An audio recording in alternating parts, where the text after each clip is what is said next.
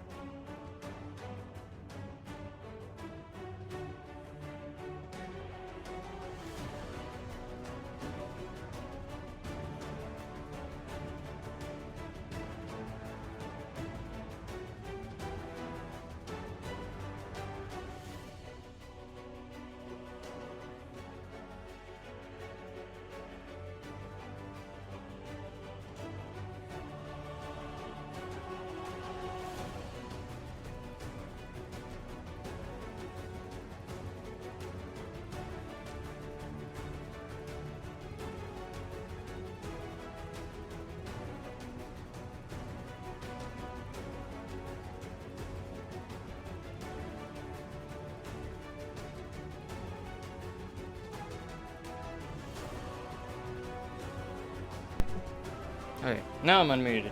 Hopefully I was muted for that. But anyways.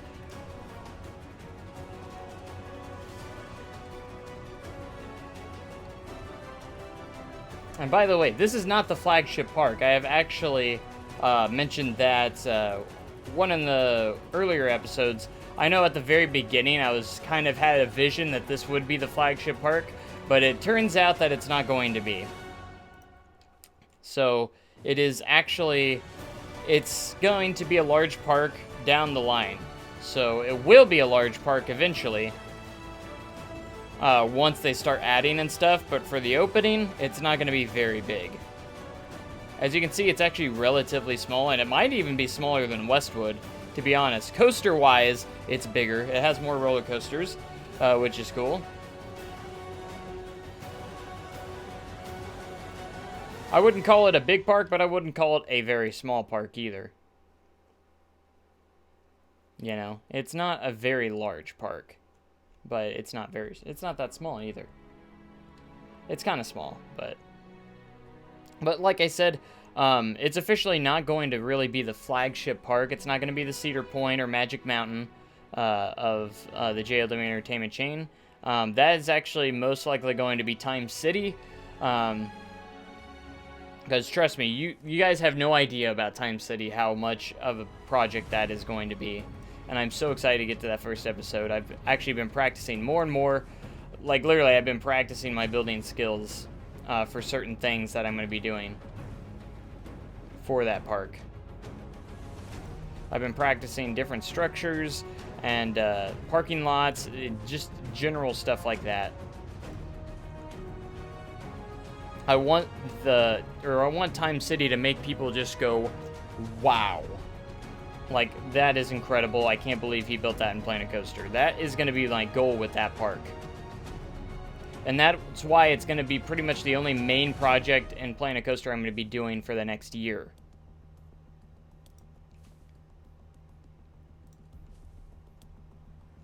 It's going to be massive.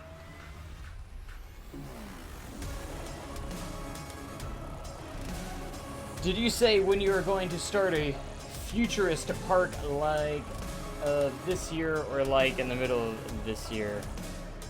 So are you saying like a sci-fi-ish kind of park?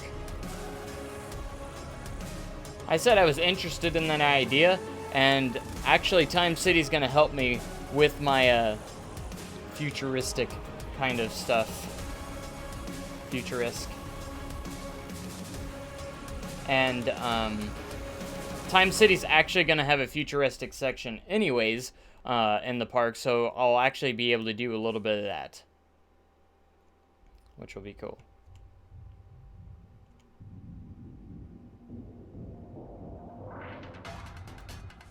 And that's a lot of things some people have been talking about. There's no, like, children's area in this park, which is true. And again, I'm keeping it open for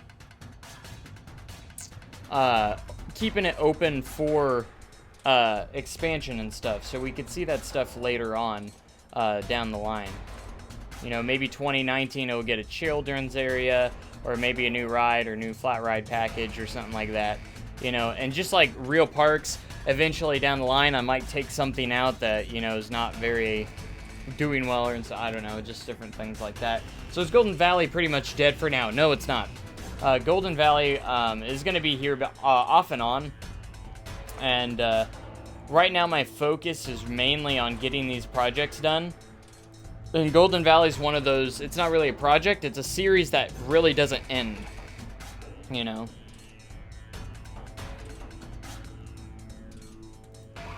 So that's kind of the cool thing with Golden Valley. It's not really a series that ends. It's a for fun, a live stream. So, like, Time City is not going to be a live stream park. It's going to be a time-lapsed park. So there's going to be absolutely no live streams of it. There might be a couple of live streams where I kind of maybe do a walkthrough, but I'm not going to do any work on it or anything like that. But Golden Valley is going to be the live stream park where I do my live streams, which is fun.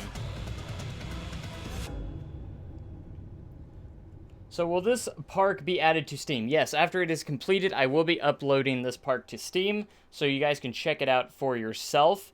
As soon as it does get completed, it will be on Steam for sure. And I'm still wondering if I want to do custom logos and stuff. I think I do, and then I'm just going to have to figure out a way to get those to you guys, put a link in the description for the Steam page, and give you guys those opportunities to use those logos so you can actually have them inside the park, which will be nice. And then another question, is Time City a real park? No, it is not. It is actually going to be an original park built by me.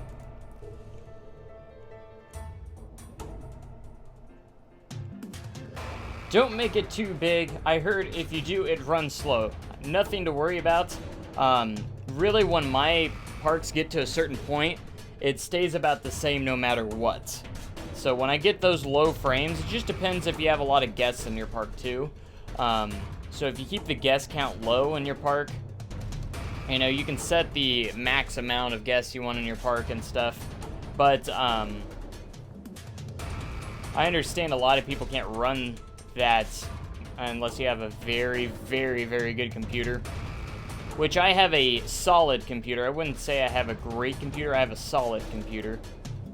I do have a great graphics card, but my processing power could be improved, definitely.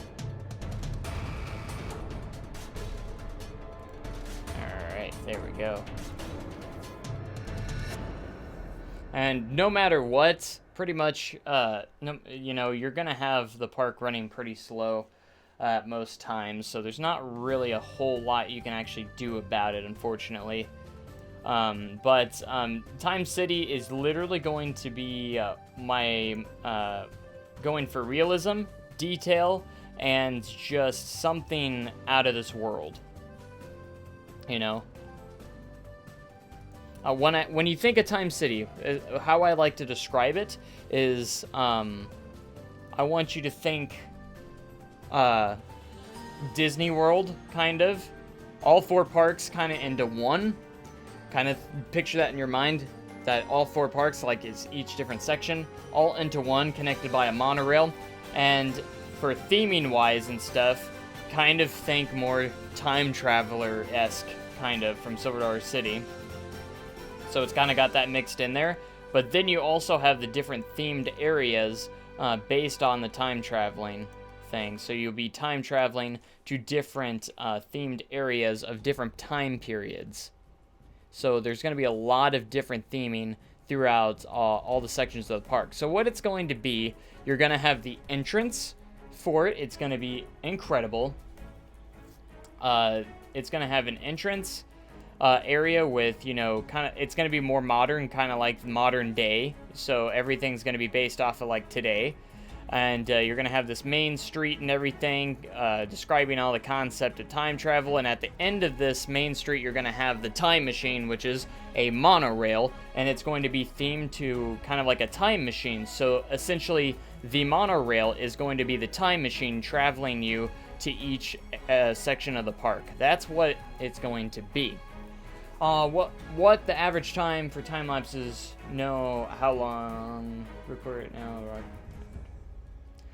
So most of my time lapses, I like to do about 2 hours worth of footage and condense it down to about 20 minutes or less. It's usually around 15 minutes. So I usually do about 2 hours of recording when I do my time lapses. On average, usually that's around what it is. Used to I did a little bit less, but I actually am speeding my time lapses up a little bit faster so I can put more footage in. And it's going to take a lot of time for this. For it to be properly. So I have not really used the monorail before in the game, and I want to implement it because monorails are really cool and everything, and it's going to be very neat inside the game anyways. So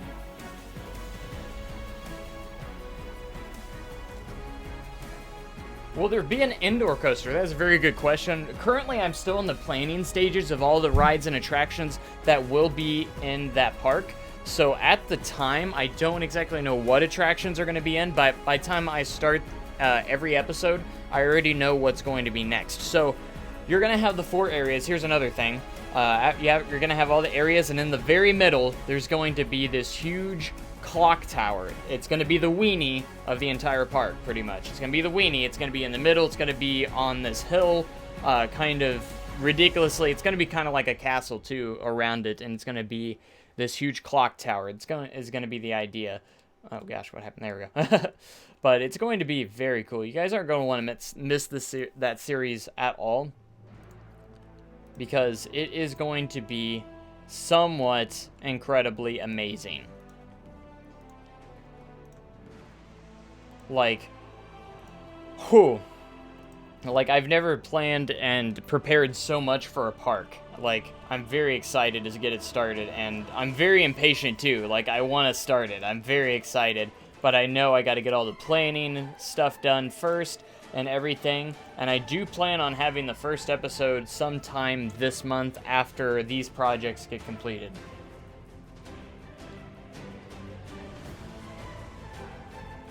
Gondolas would be a really cool idea as well.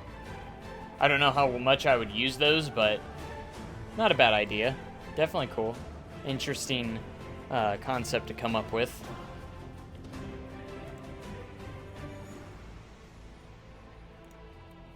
But just the excitement level is just off the charts for me for what I'm going to do, because I'm going to be using a lot of the adventure pack in Time City. I'm definitely glad that came out before I started the park. And who knows, there's probably going to be some other updates that I'm going to be looking at as well.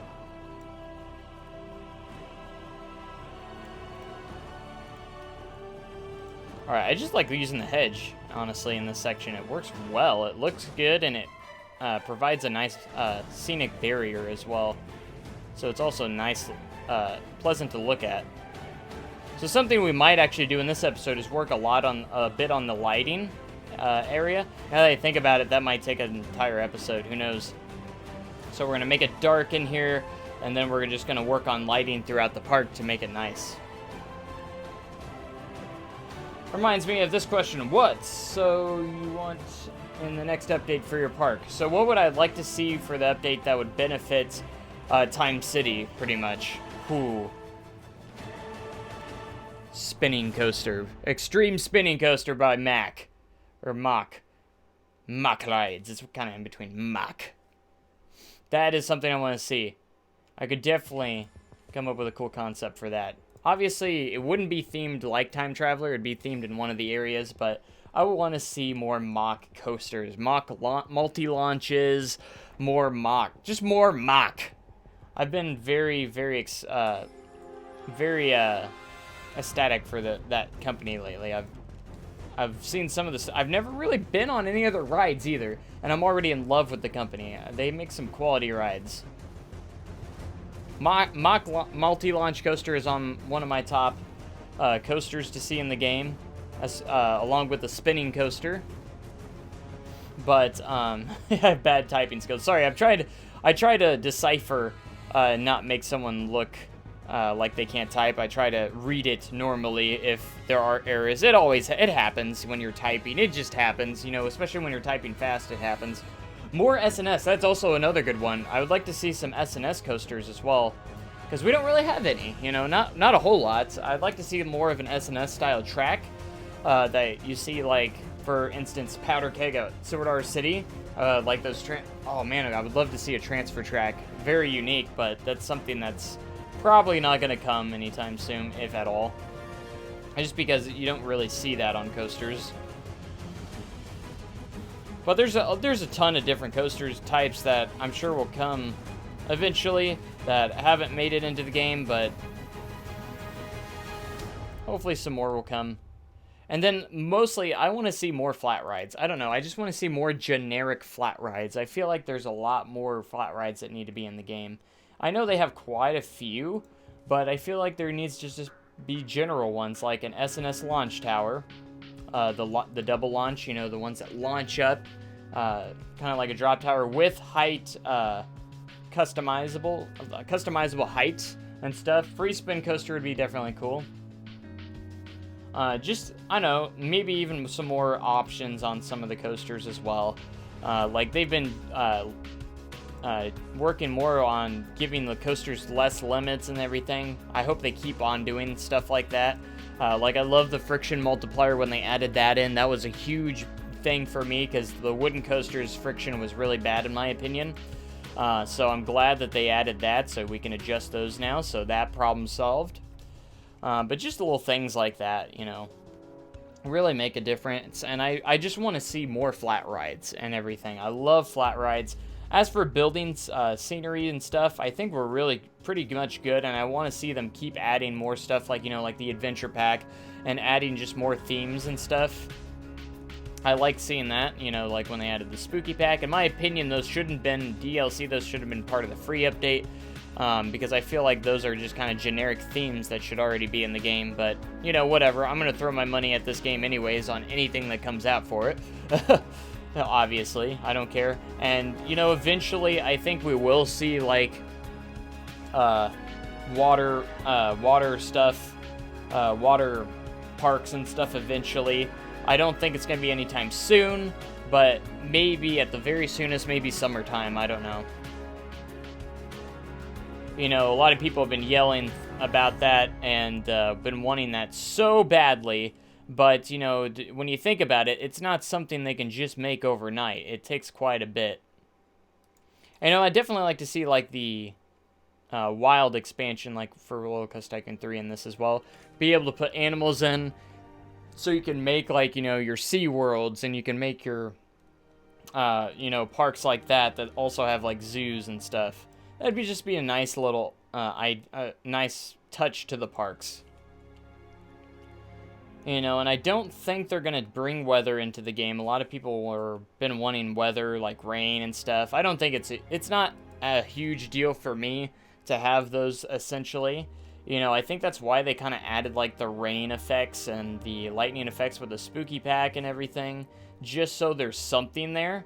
But I don't think that's going to happen, and it doesn't really break my heart that it might not happen. I mean, if you want a realistic park, most of your rides would be closed in that kind of weather anyways. Although, I know some snow weather would be kind of neat and pretty to see on your parks, but I don't know. Just go into the Arctic biome. And just add the snow effects. But a lot of people want weather. Me, personally, I don't think it's a huge deal. I think they need to focus more on, like, flat rides and just updating the game like they have been, adding more coasters. Can't get enough flat rides, coasters, and more objects. More scenery objects. All that stuff.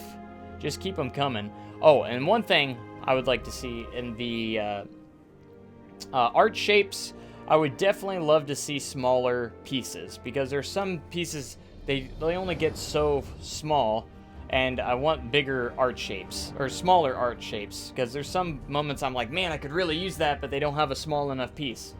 Answer this question: would you rather Planet Coaster only with one update, any update, or Theme Park Tycoon? Good question. So let me try and understand this. Would I rather have Planet Coaster to only have one update, any update of my choice, or Theme Park Tycoon? Theme Park Tycoon. I guess I don't know what that means. What is theme park? Is that a Theme Park Tycoon? Is that another game? I guess I don't know.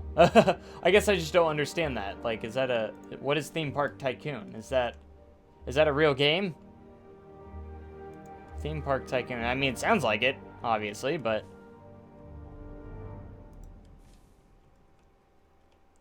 I guess you just need to elaborate on that, what that, I guess, means for me, or means on the question. Because I do want to answer it, of course.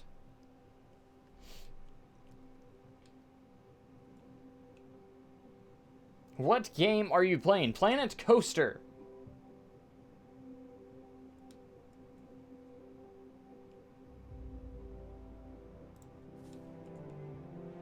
Theme Park Tycoon 3. I guess I still don't understand that.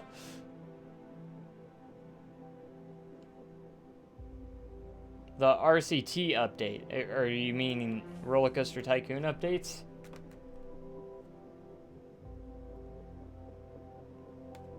I guess I'm sorry, I'm not understanding your question very well.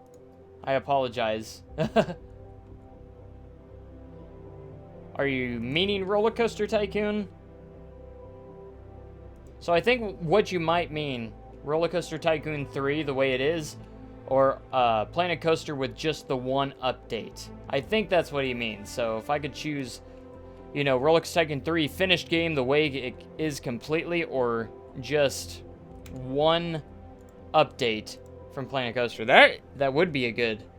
I think that's the question you're meaning, which I understand. I think that's what he actually means, what you actually mean. So if that is what you mean, I will say that that is a very good question, for sure, because Planet Coaster is a fantastic game, but to only have one update, I would honestly probably.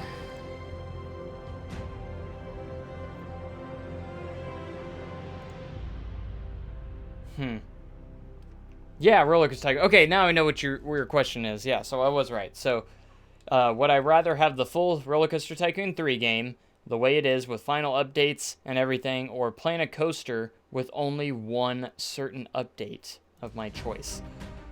I think I would actually, as good as the question is, and I love Planet Coaster, I think I would have to go with Roller Coaster Tycoon 3 just because of the amount of content it has. But it's a fantastic question and a hard question at that too. Like that's actually a very good question. But I think I would go Roller Coaster Tycoon 3 because I could have the custom scenery and all that stuff. I could have all the expansion packs that are with it and everything. And it's just one of those classic games, you know, and with Planet Coaster, as much as I enjoyed it before the updates, I still felt there was a lot left empty in it until they actually start adding more of these updates to the game. So I'm glad that they did, for sure. Alright, that's starting to look good. Alright, I'm gonna go through the park and kind of check to make sure, see if we have any open areas kind of like this that we need to get rid of. I'm just like having a frenzy with these hedges because I think they look fantastic, actually. And they're a nice scenic barrier. I just love them. I may overuse it in this, but who knows. What update would I pick if I went with Planet Coaster? Now, when you say update, does this include free updates or just the paid DLC that we've gotten? So when I say like updates, the updates where they added certain coasters, or so you're saying the Blink, or if you mean like the Blink game without, you know, before the updates, and you get to choose which update you get. Because that would be a tough choice for me of which one I would choose. Because, you know, do you choose the scenario editor? Do you choose having all these different things? You know, staff management. This last update was a really good update. But I don't know if that would be the one I would choose. Because they had the update with the custom billboards and the custom audio and stuff like that. That is tough. I don't know what update I would pick, man. They're all very good.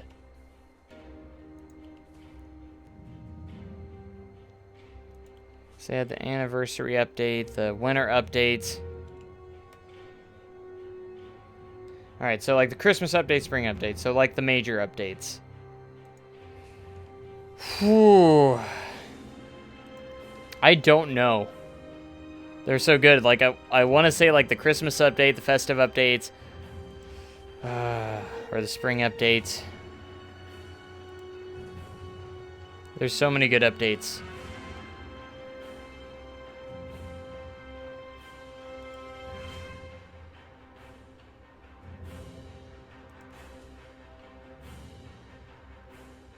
I have no idea. You got me kind of stumped on this question. I love the Christmas. I would probably take the update with that had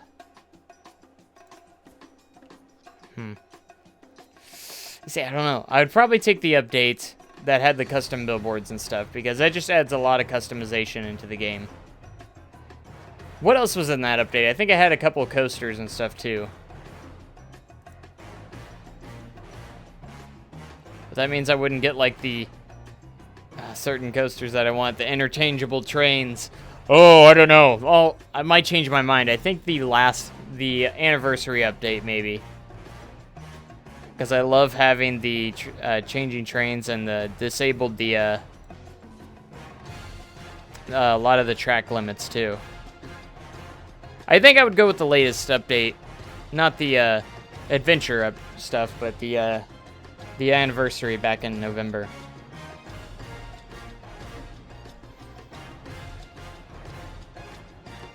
But I can't remember all the updates, what were included in every single one, so I might have chosen another one. I don't know exactly. I know a lot of people are disappointed with the anniversary update, but I just like it a lot. I think that it was, you know, the custom scenario editor was a huge thing for me. I know a lot of people didn't care for it as much, but I did. I thought it was huge. I've been wanting that since day one. So I thought the scenario editor was huge. Any tips on creating a realistic park? Usually someone asks this in every stream, but I'm happily like to say that with creating a realistic park, a good thing to start off from, and by no means am I great at tips or anything, but a lot of things that I like to say is that start building real stuff from the real world. So just kind of like, not necessarily recreations, but get some reference photos and just get some inspiration from some other real-life parks, you know, some realistic actual real parks and stuff.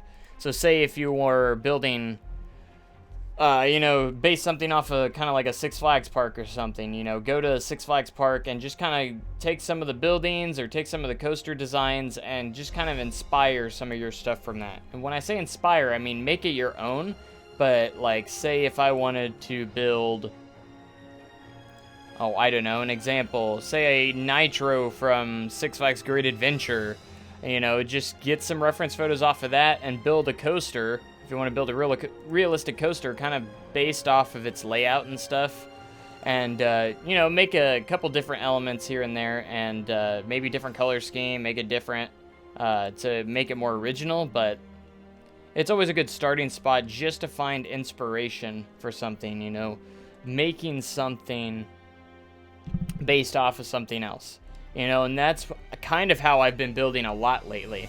Westwood, heavily inspired by Dollywood, Silver Dollar City kind of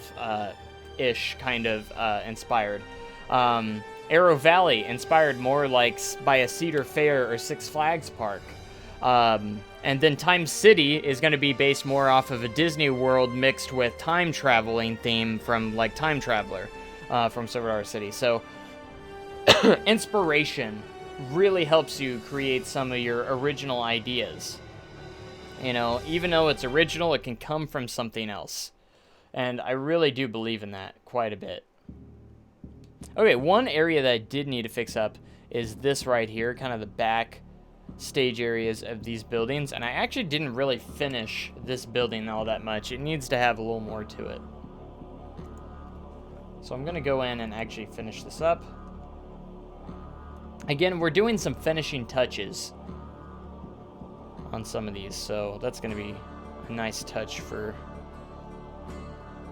this. Looking for a specific texture. I think this is the one, but it's kind of got that gray, but we can change this to more of a pip shot orange. Pip shot, and that will actually match up pretty well. That'll look pretty good. I did these buildings like very early episodes, so It's kind of interesting coming back to them and actually doing some finishing touches on them.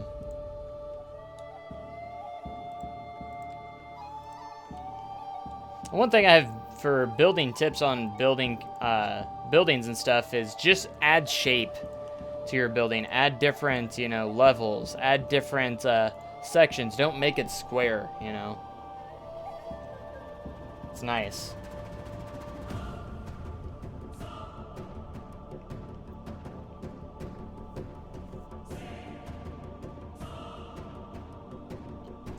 How many hours have you spent on this? And usually about every episode I spend about 2 hours. So we're on episode 23, so probably roughly almost 46 hours-ish around there so far. Probably, and that's just an estimate. There's probably, I think I've had some episodes that were up to 3 to 4 hours long almost. So give or take, it's probably closer to 50 hours on this park alone. And I can tell you right now, Time City is probably going to be taking double the amount of this park in hours, probably. Most likely, because it's going to be more detailed and themed. And theming always is very time-consuming.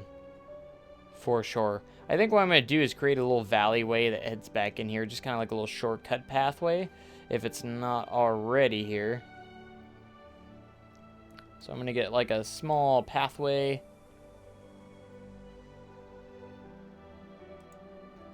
It's kind of like a sneaky pathway that exists here. We're going to go ahead and take angle snap off so I can get the exact angle. And this doesn't have to be perfect. There we go. We're going to connect it to that.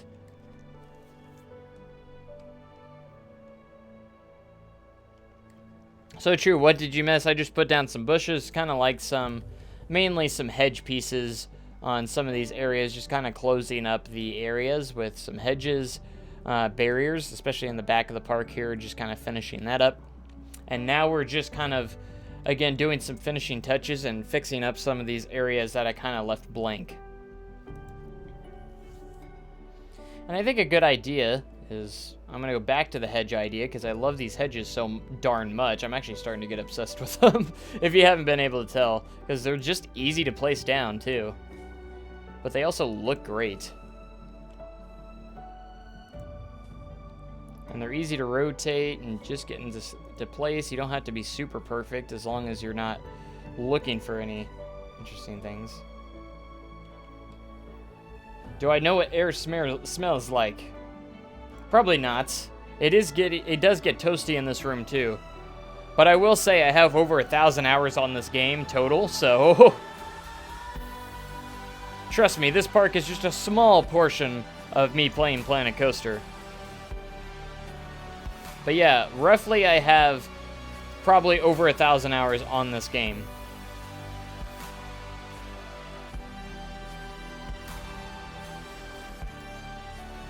You know, if I included all the alpha stages and stuff, because I played the game back when it was an alpha, and all the beta and all that stuff, I did everything as soon as it came out. I was playing it pretty much almost a year before it actually came out, when there's hardly anything in the game, which was really neat. It's always nice to play games before they're released. You get to experience it early, and you just kind of get a hold of it early and everything. I was never the greatest builder in Roller Coaster Tycoon 3, but I enjoyed doing stuff in there, you know?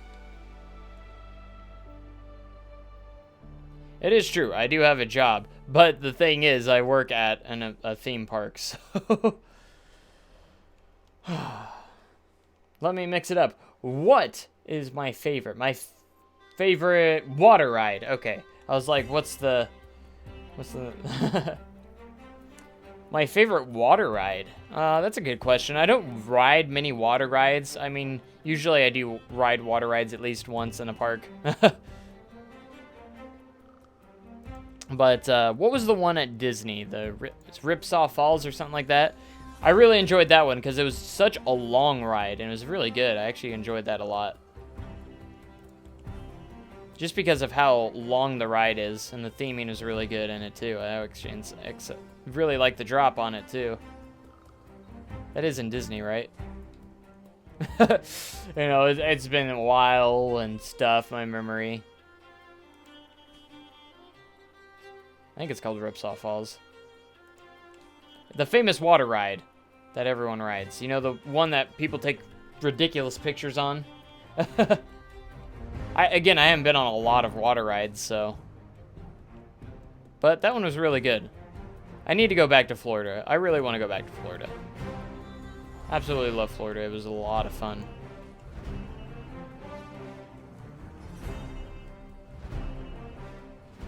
Alright, so what we're going to do is actually put some foliage and trees inside this area. Alright, we'll make this wrap all the way around here.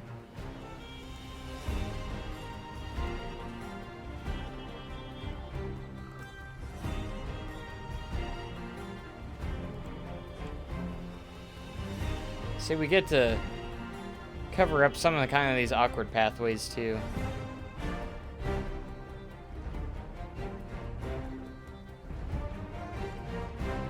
Well, I might just need to go a little further here. Here, we'll do this.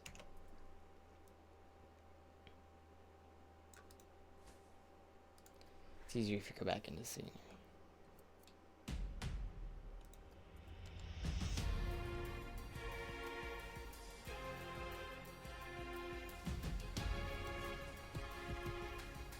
It is cold in Florida this morning here. Yeah.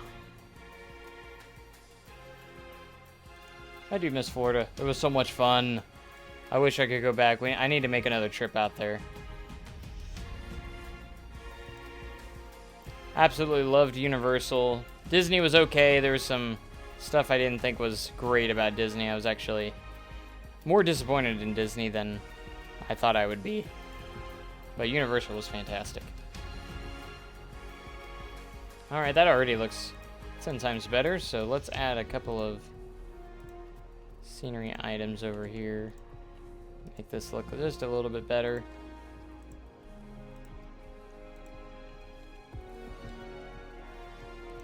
I'm kind of sad because I love this park so much and I don't want it to end. But then again, it's not going to end. We will be always building in these parks again. Improving them and all that stuff. Like, one thing I actually do need to do is get an episode of Westwood back up, and we're going to be building the 2018 attraction, or working on it a little more, because I haven't finished it yet. I got a lot of it done, but I could actually commit a full episode on getting that done. That'd be kind of fun. Alright, so after we get this area kind of fixed up and done, we're going to work a little... I think we need to work a little bit on... some lighting throughout the park, so we're going to work on lighting.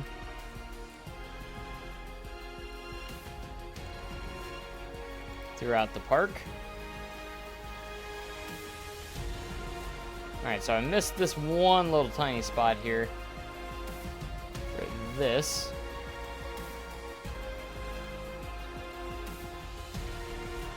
Yeah, so we have a little passageway here into the... in between the stores here.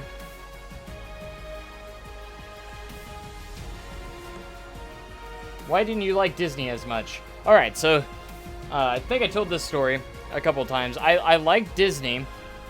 I like, you know, it was a great experience. You know, the ride's really cool. But the things I didn't care for it. This is the thing that kind of made me disappointed.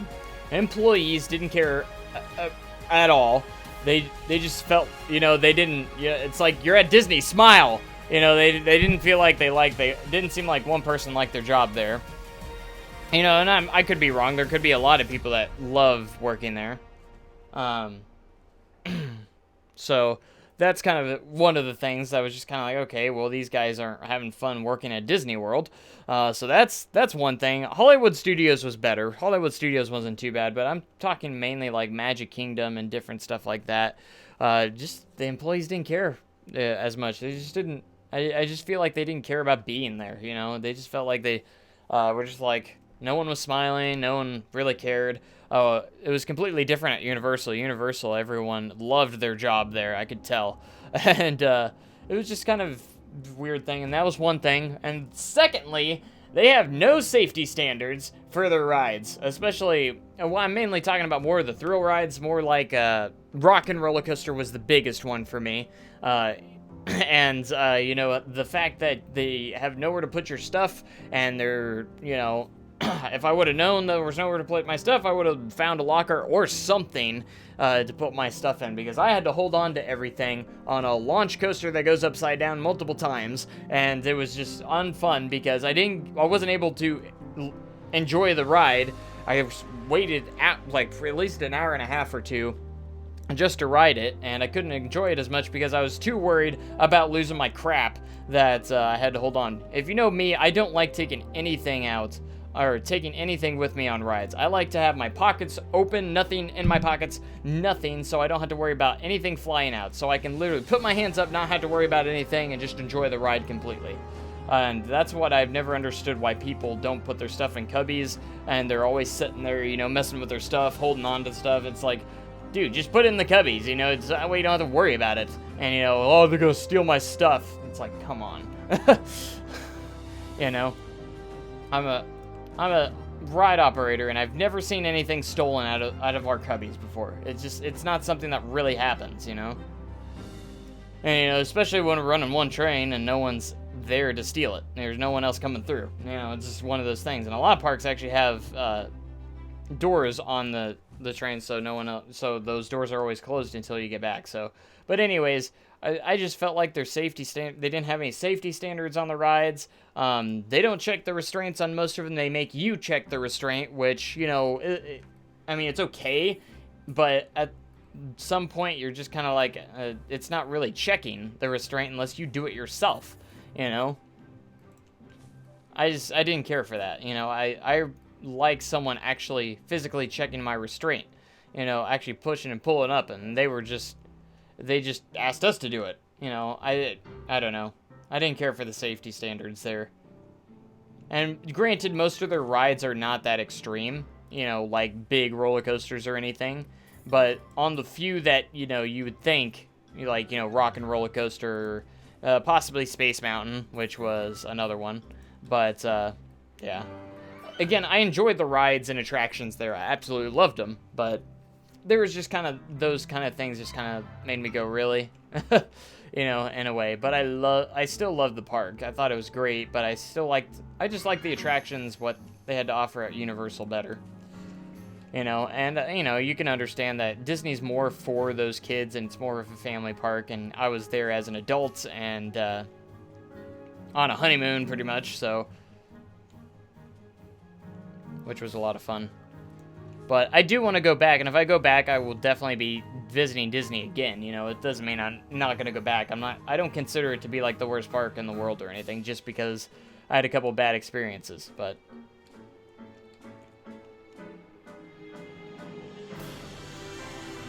that was just my opinion.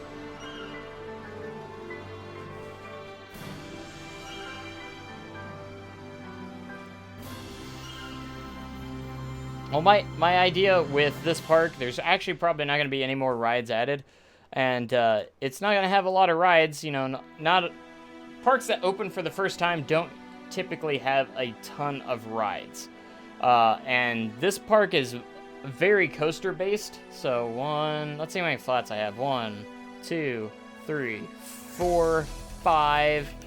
Yeah, I know I don't have that many. 6. So we have 6 rides that are not coasters and 6 rides that are coasters. So we have roughly about 12 rides total, but you're mixed in with a lot of stuff like that. So again, there will probably be more flat rides added to the park later on, but it's a very coaster heavy based park. So that's kind of the idea, because you're starting with, not many parks start with 6 roller coasters right off the bat, you know, like this one. But again, it's going to be expanded. I leave room for expansion for a reason in these parks. That way there can be more to them eventually down the line. And they can grow into big and large parks like you see these days.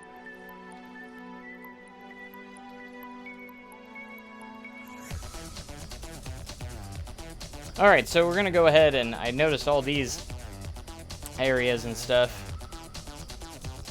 still need a little bit of touch up here, some barrier wise. I don't care if you add to that building, really. Whatever. As I dismiss it.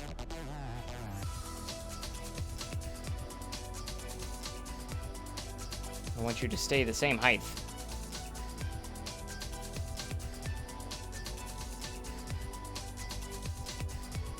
And, you know, that's understandable. Disney doesn't focus on thrill. They experience mostly on theming and then extreme. And I understand that, but I'm like, I was mainly talking about some of the more thrilling rides out there, you know, like Rock and Roller Coaster is a launch coaster that goes upside down, you know.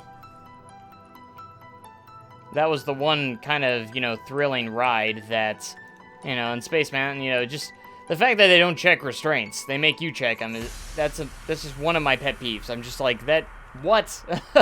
What? You making me check my own restraint? You know, I'm a ride operator, so I'm totally capable of doing that, so, but still, some of the GP out there that don't know what they're doing, you know, that don't even realize there's really a restraint there sometimes, they just sit in there and go, what do I do? You know,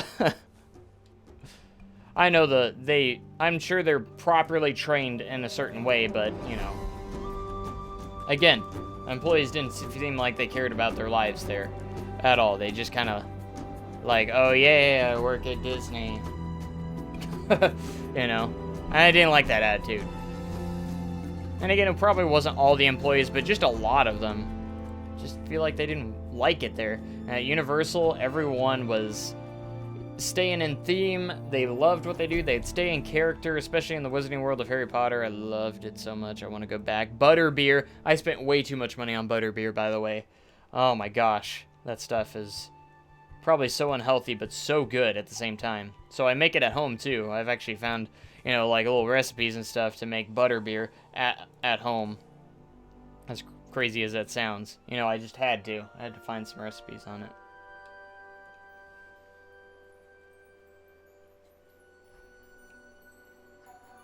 But let me tell you, I love, you know, being a ride operator, you know, I don't want to be that, you know, employee that doesn't love what they do. I love what I do. I love being a ride operator, I'll tell you what. You know, it's important and a very important job, but at the same time, you get to have fun at the same time.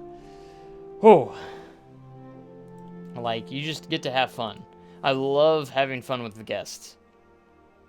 All the time. But then again, you also have a very important job of making sure everyone's on the ride safely.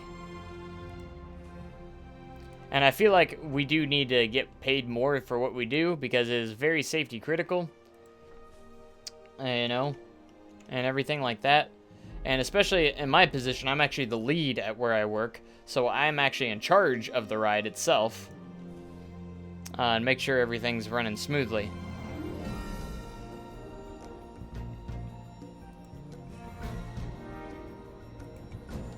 And I can tell you what, I never would think that I would actually be in charge of a ride, like, ever. But it's very nice. It's very cool. Because I love training team members to the ride, welcoming new members to the ride and everything. And it's a lot of fun. And, you know, there's always those points where you got uncomfortable situations you have to deal with. You know, when you have to confront employees. But most of the time, I train them to where we don't have to have any of those issues. So,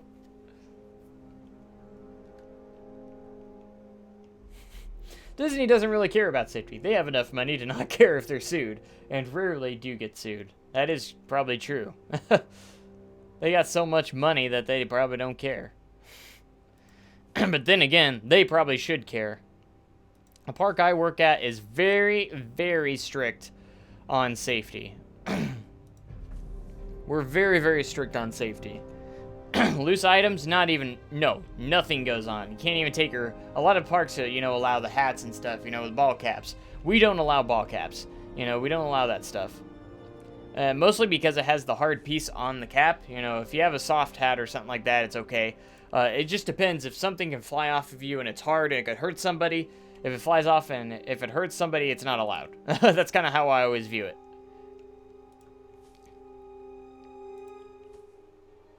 Man, how long is this? Where am I even at? Oh, this is where I'm at. We're going all the way around. Oh, geez.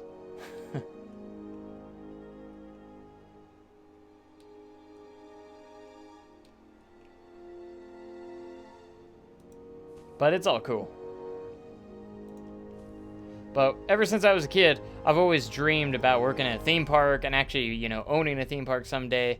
But, you know, I never thought my first job would actually be a theme park or amusement ride operator, you know, a ride operator, you know.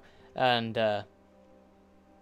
when I graduated from high school and everything, I was just thinking, you know, what am I going to do now? What am I going to do? You know, I applied for college, didn't make it into any colleges, didn't get accepted anywhere because, you know, the stupid SAT test. Boy, I'm not good with tests, and boy, am I not good at the SAT test. Didn't do well enough on it. Score was too low, so no colleges accepted me. They were pretty much saying, no, you too stupid to attend college, really. Like, that's pretty much. But I'm actually very glad I didn't get in because I got to do what I wanted, and that was, you know, work at a theme park. So I thought it was a kind of a good situation for me anyways to not get accepted into any of those colleges, because who knows where I'd be right now. And really focusing all of my work on working at a theme park, I actually have been promoted like 3 times now in my 5 years there. And that's incredible. You know, I've gotten the raises and stuff. I'm making a lot more than what a lot of people would think I would make at a theme park, because they don't start very high up, and they've been raising the minimum every year. But when I first started, I was making $7.65 an hour my first year. And now, I'm a lot more than that now. Let's just say that. I'm technically not supposed to, you know, talk about my salary and stuff, but that was like 5 years ago when I made that. And I tell you what, I moved up pretty quickly, too. Once I got into leadership, you know, the people that can actually start training people, I became a trainer, and eventually I became lead this last season for the first time, and got to lead a ride for the first year. And now I kind of had a promotion-ish coming into this season too. I'm in still the same position, but at a different ride. Just a more important ride. I'll say that, maybe. It's so incredible. A lot of you people already know where I work and everything, what ride I work on. Well, ride that I did work on. I don't work on it anymore. I actually did my last season there, and I'm actually going on to bigger and better things. Wink, wink.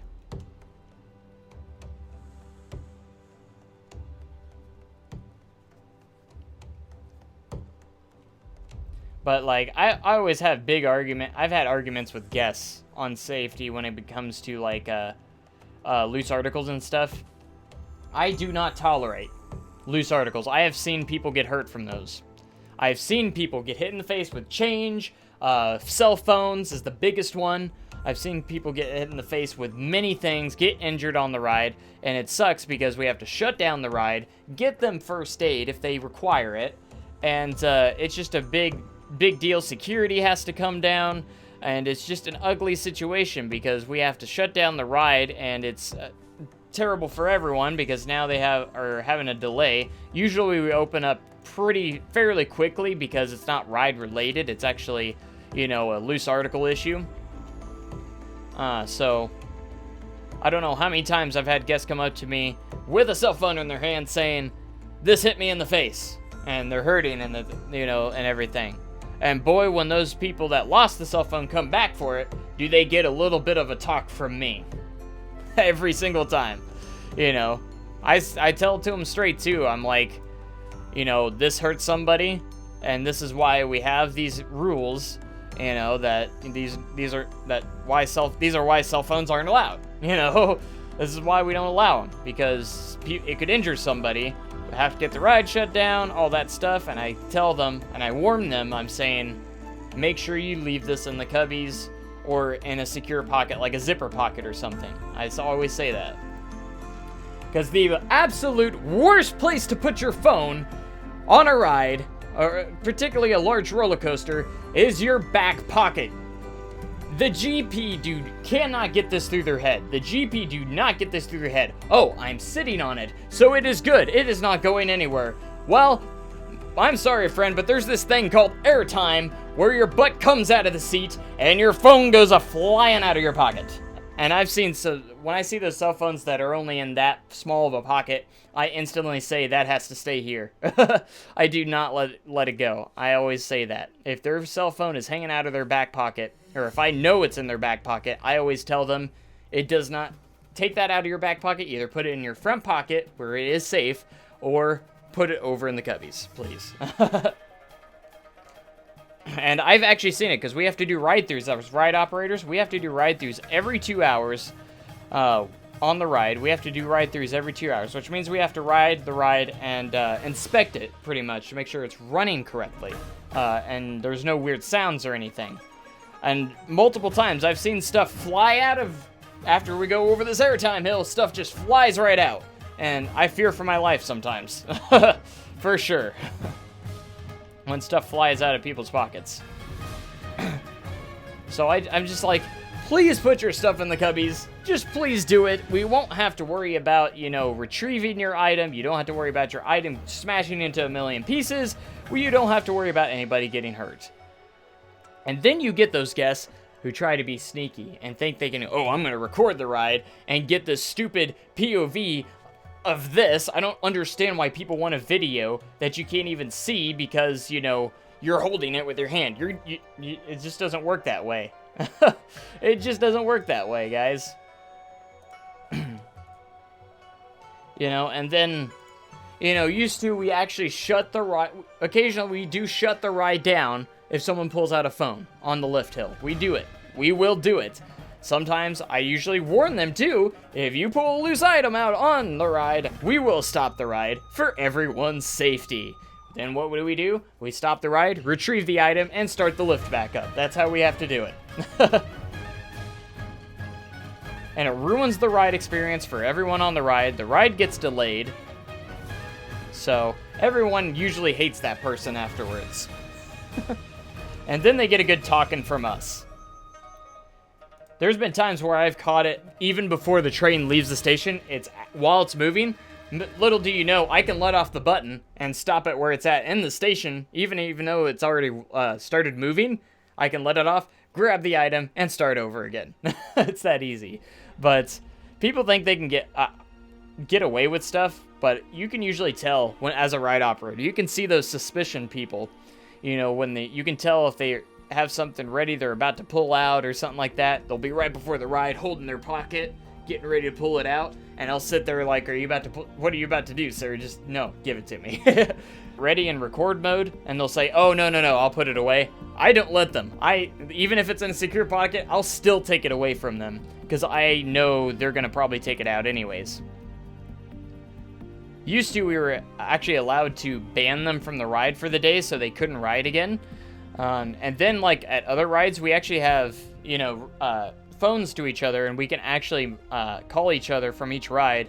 If we have someone that, like, pulls out a phone or something like that, we actually give them descriptions of the person, just in case they go to that other ride and try it there, too. So we spread it around park if you do it.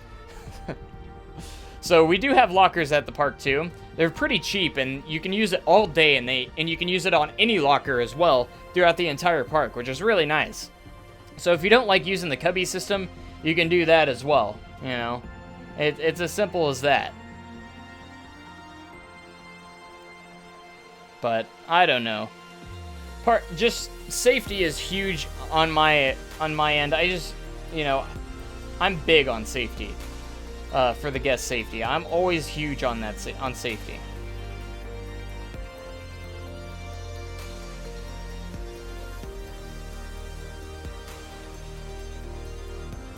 It just, you know, it's the most important part about the job.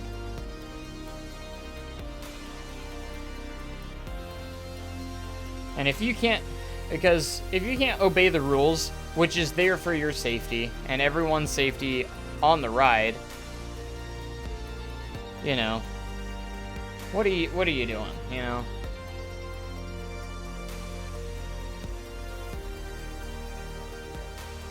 And I understand all the people, you know. Oh, I don't want anyone to steal it. Okay, then don't ride, or use a locker out front. That's what I tell them. You can use the locker out front. They're very cheap. Use one of the lockers, or whatever. But you cannot take it on the ride. Well, I'd like to speak to someone in charge. Well, you're already speaking to the person in charge. I love doing that too, that's fun. And safety is the #1 priority for a ride operator. It's definitely stress where I work. Safety is the #1 priority. Again, we're very strict on safety at the park that I work. More strict than a lot of parks out there.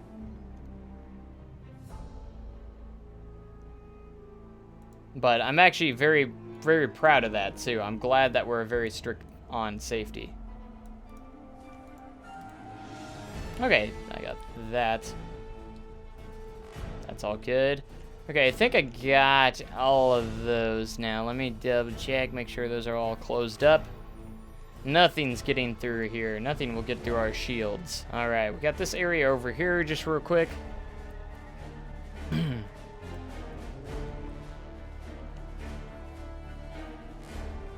Oh no, I just thought.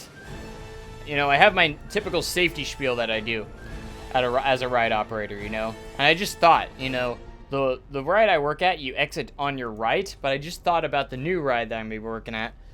You're going to be exiting to your left. Well, technically, it could be your right or left. 'Cause you're going to be sitting back to back, so I guess it doesn't really, I don't know what we're going to say on that one.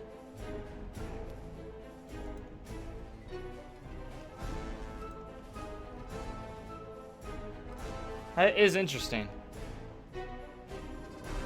Usually we say exit to your right or left, but this one, it could be someone's right or left depending on where they're sitting.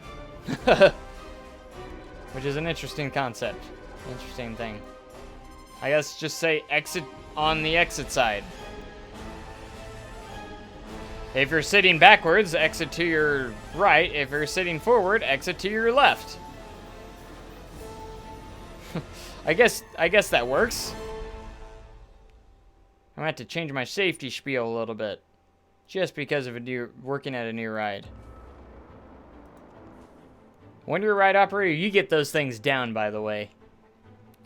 Well, on board, Pioneers, once you find your seat, buckle up those seatbelts first, but don't pull that lap bar down until one of the stagehands come by and say it's okay to do so. Seatbelts first, y'all. Don't forget that seatbelt. You need to stow away all loose articles in the cubbies across the way. This includes hats, bags, cell phones, cameras, anything wrapped, strapped, or attached. You must stay here, and that is for everyone's safety. Ha! I still got it, even though it's the off season.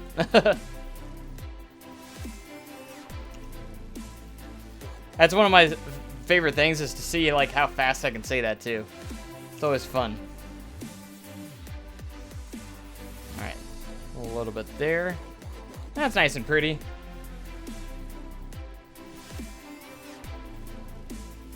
All right, I think that's really, really good.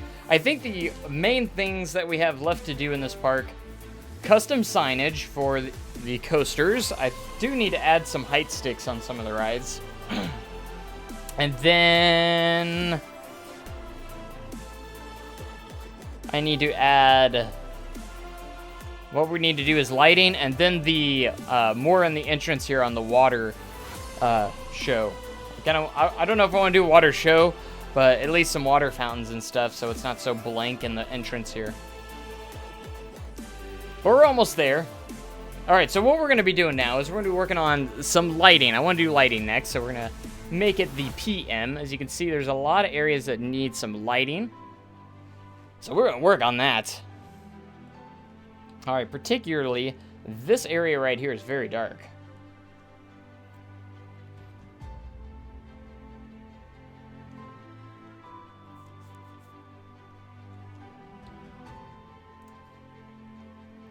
Now, one thing of course, safety is the #1 priority, but we also try to get those trains out as quickly as possible.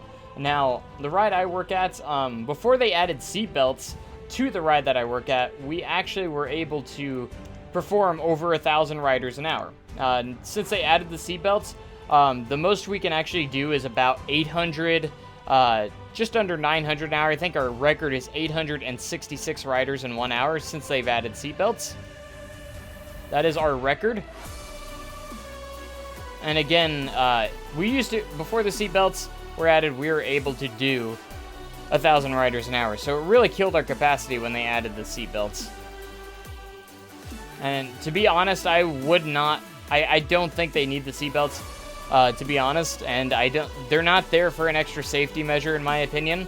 Because when they first added them, the thing they stressed the most was, this is not a safety secondary restraint. It is a gauge to see who can ride. You know, that is how they actually looked at it. They didn't look at it as a secondary restraint. That's not what it's there for. Yes, it'll make people feel safer, I guess, but that's not what it's there for. It's there to see who can ride, because the seatbelts themselves are actually pretty small. They're not very big, and that was the point of them. So to kind of see who can ride. So a lot of people get kicked off because they can't get the seatbelt buckled because it's too small. I'm so glad I'm going to a ride that doesn't have seatbelts, because boy, that was a pain to work with. Before the seatbelts were there, it was relatively easy as a ride operator there. But now I don't have to worry about those darn seatbelts any longer, or those heavy freaking lap bars. I'm talking to you, RMC. Why did they have to make such heavy lap bars on their freaking thing that always have to be opened every single cycle? So every single cycle we have to open the lap bars. Even if it's a dead day, we still have to open those lap bars every single time.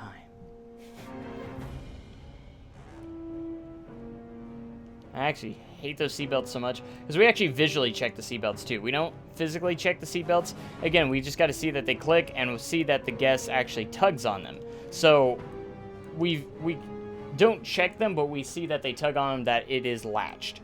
Again, I know it sounds like I was arguing about Disney not checking lap bars and stuff, but this is seatbelts, and I don't care about these seatbelts because these seatbelts are worthless and do not serve a purpose in safety whatsoever. They were just thrown in there because of RMC. RMC is the one that added them. So we just visually check the seatbelts, which I'm okay with that. The only thing I'm not okay with is those freaking seatbelts being in there in the first place. Yes, we do have to buckle them too if there's no one in the seat, because they can damage the seats if they're not buckled. So that's another annoying thing they do. If there's no one in the seat, every single seatbelt has to be buckled. So we have to buckle all those ourselves, just so the seats don't get damaged, because they can flop around, the buckles can hit the seats and actually damage the seats themselves. And if you have a single rider that no one's riding next to them, they have to be buckled, otherwise they can fly up and hit that person. So we don't want that to happen. But there's no really good way to physically check those seatbelts. They're kind of weird for seatbelts that are on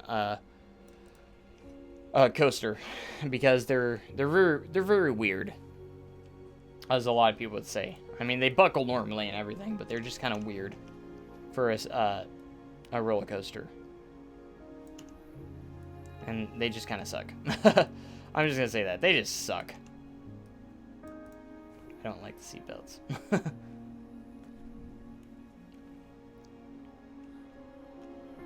Oh man, my voice is hurting a lot because I've talked quite a bit during this live stream. More than I usually do. Oh.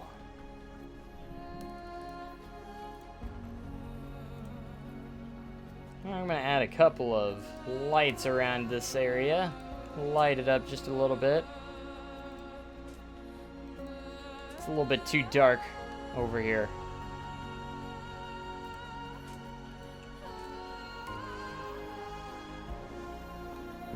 Excuse me.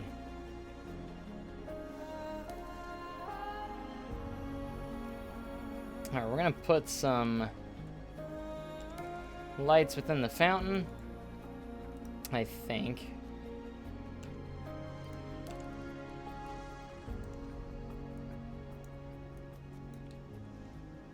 Should we make it visible? Nah.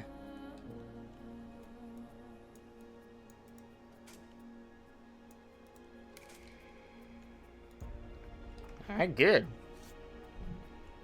Man, I gotta rest my voice for a minute. There's a lot of talking I've done. Very modern coaster station in here. Gonna add a couple of lights. Get it nice and lit up in here so everyone can see what they're doing.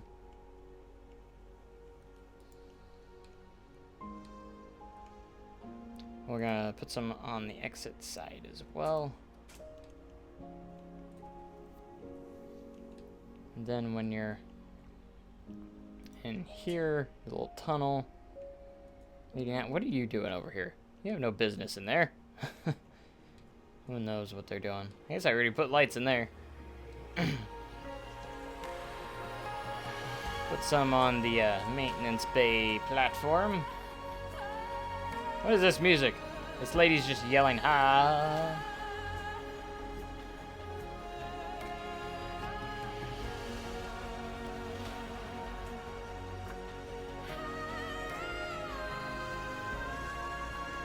Alright, so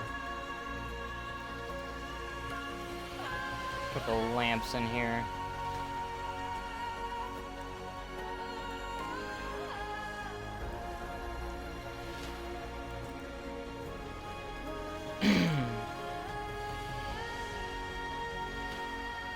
So one thing I thought this park was missing was just more lighting throughout it. I'm gonna add some cool floodlights. I like adding some neat floodlights in certain areas. We're gonna add a blue floodlight to the water ride. I love like that. Looks cool. Awesome.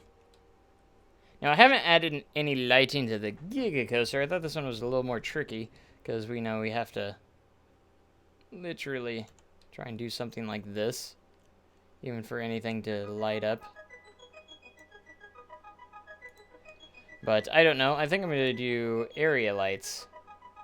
Would actually, I think, benefit it the most.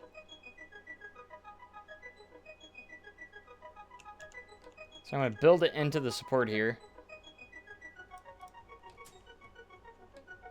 Try and light these up as best as I can. I think we're going to use a purple here on this side.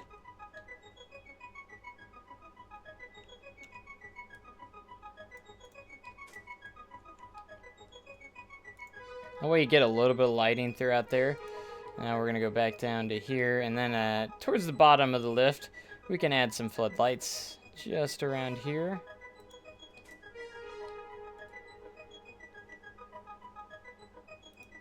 Use the blue here.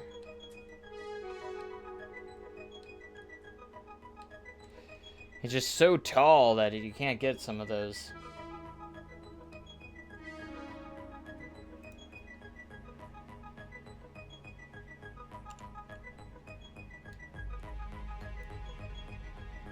We'll just have those built-in lights into the lift hills so there's some lighting in there.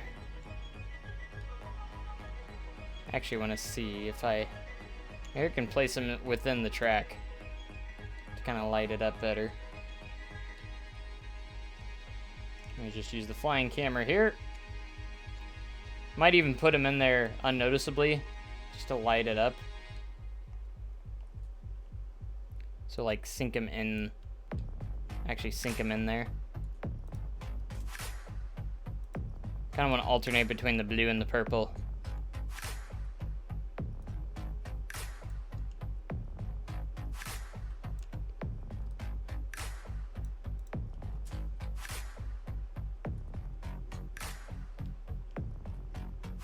Alright, we'll go back to blue here. Because you gotta have a nice light package on some of these rides.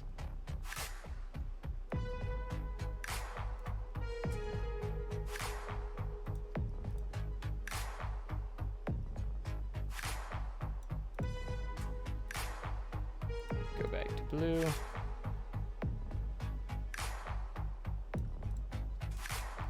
to purple. Purple. And look at that. Looks pretty cool.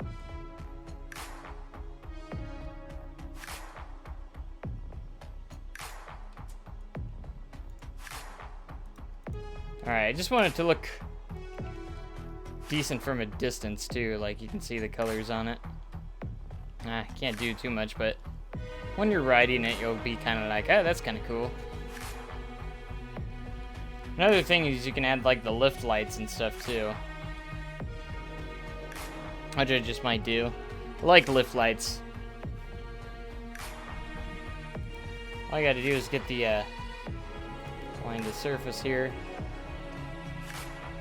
And it's 45 degrees, so they line up perfectly on these. And then we'll set all the colors. I think purple will stand out the most, so we'll do the purple color.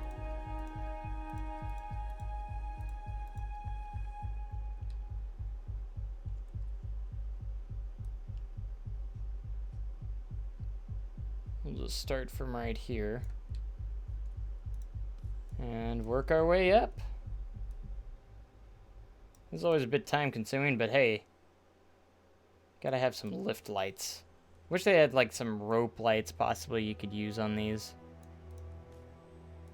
I mean, this isn't bad, but at least add some light to the coaster at night on your lift hill. I'm glad that it's on this side too. The catwalk's on this side. One thing I do wish is we could actually have the option to put catwalks on either side, one side, or, you know, just the more customization to the catwalks too. I mean, it's always optional on any part of the track, but for certain coasters, it's only on one side.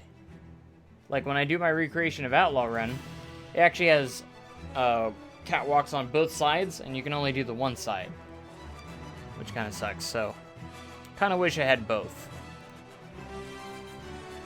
What was I doing myself getting into doing a 327-foot coaster out of doing these lift lights?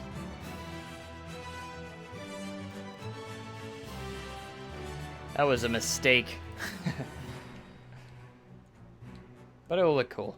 It should look very good in the end, I think.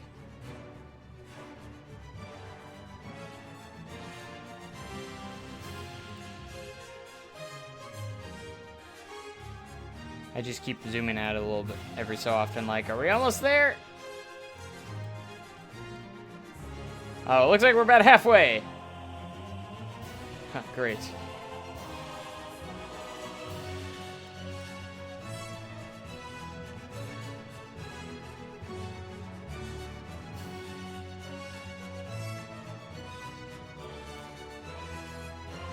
Can you believe we're almost done with this series? Like, we're in the tail end of it right now. I have decided now that there will be another episode, so don't fret. This is not the last one. But I think by the next episode, I'm gonna have some logos made. We're gonna import those in, and really just do the very last details. I'm so proud of these custom supports I made. I'm sorry. These custom Giga supports I made. I'm so happy with them.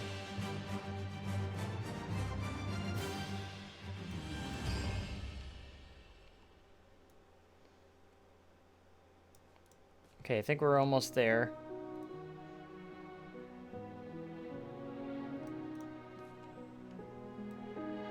Aha, I see the end.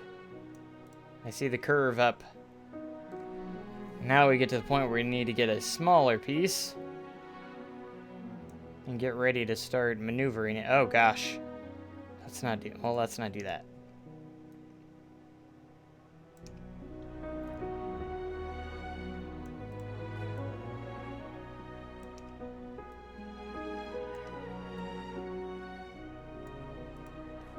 This is the most tedious part, just getting these last small pieces to curve.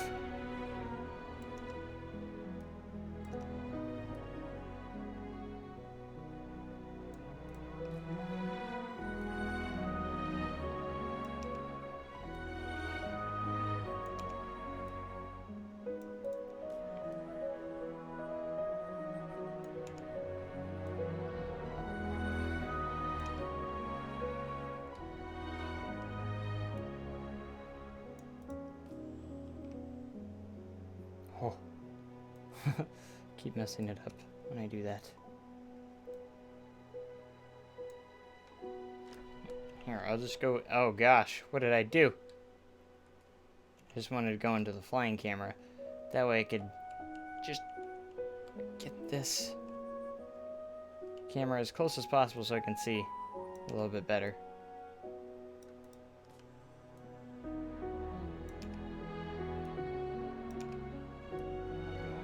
Should I go over the small one? Yeah, there's not too much there. We'll do it. Might as well go all the way to the end. Only 18 people watching. What a shame, you deserve more recognition. I appreciate that. But usually I do have more. I will say I usually do have more than this. I don't know, it's kind of late at night, so maybe that could be a factor. But, I don't know. I enjoy what I do, so whether people watch or not, oh well. I can't control that. I just have fun at what I do. That's the important part. It's not like I'm making a living off of this, so literally I make like no money on YouTube, like none. I make a little bit, but not that much. You gotta at least have like at least 100,000 subscribers. I don't even know how many or more to really even do anything.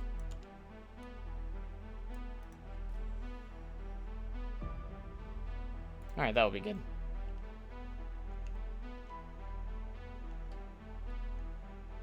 Okay, so we got the lift lights up there. I mean, it doesn't make too much a difference unless you're actually up close to it, but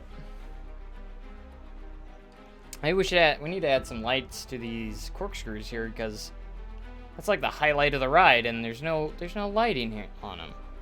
What's with that? How can you do that? The answer is you can't. You gotta highlight this thing. I kind of want to put these little spotlights on them in the corners here.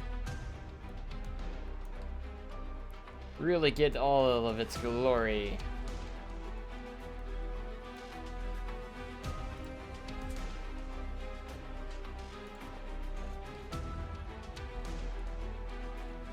We'll put one in this corner as well.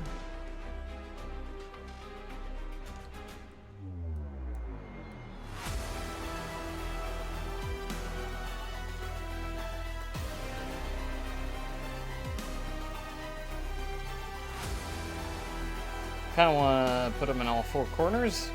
I think that's a good idea.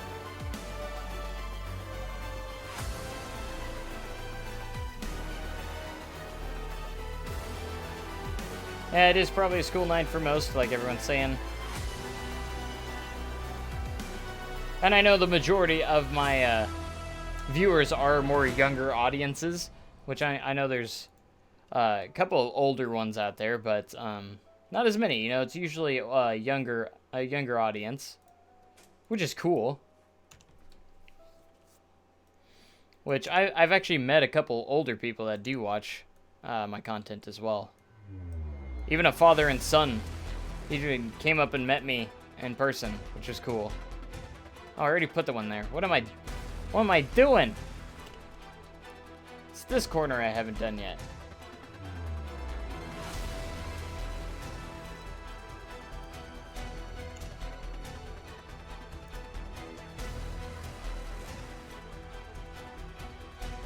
Alright, brilliant. I want to put some under here as well.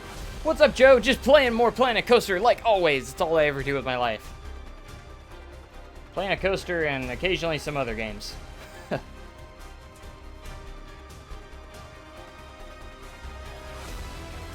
There we go. That's a lot better. More lit up there. Now that's gotten a little bit more recognition on that section, as it should. I like the B&M. Look at that, the Giga in the background with this. It's just it's a very iconic image. When you see, it kind of gives you an idea of like how far coasters have gone. You've gone from this aero looper to this 327-foot tall coaster. you know.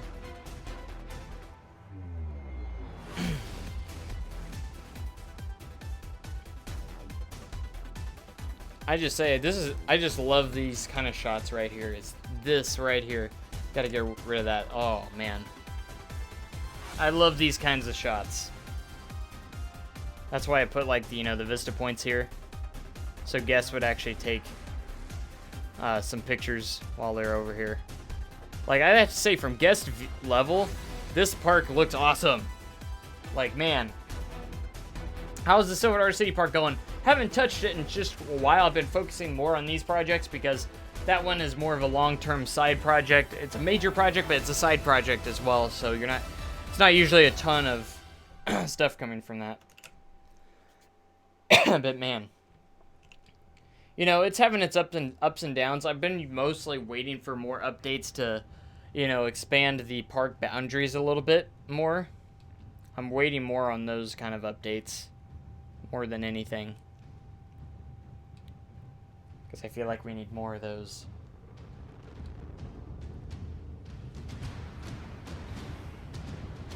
Okay, so lighting wise, going pretty good.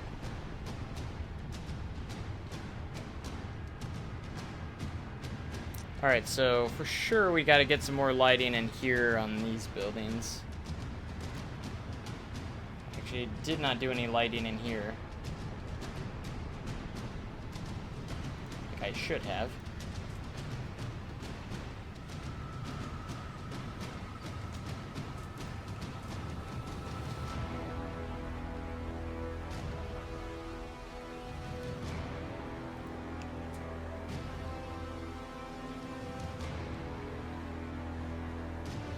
I usually like to just do these. Just like every other pillar.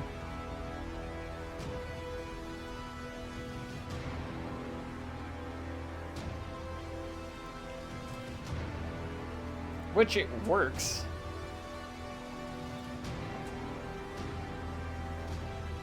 Oh, people in the queue line can actually see.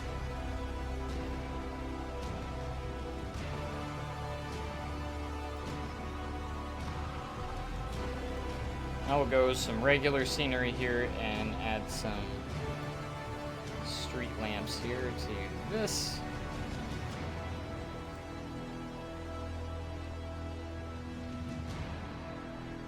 These are just normal switchback spots here.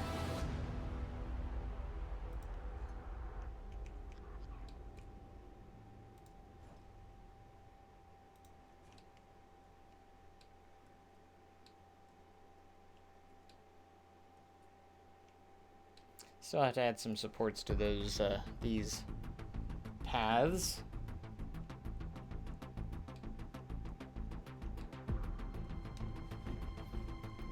It's one thing I have not done too much of is lighting. So I like this little transfer track though. Very simple one that I made, but it still works.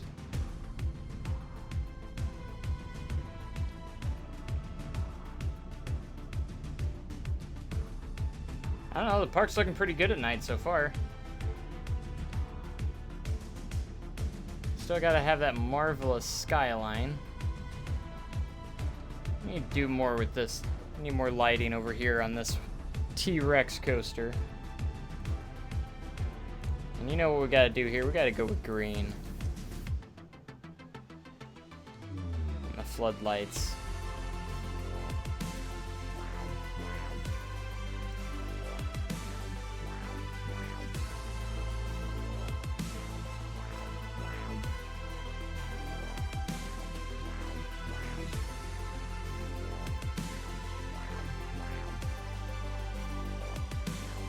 That's gotta be good.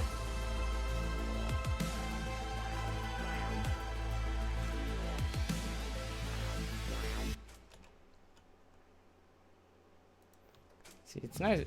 It's good. Not always a bad idea to put these lights in here like this, and if you don't want them to be seen, you can actually sink them into the supports and stuff, which works.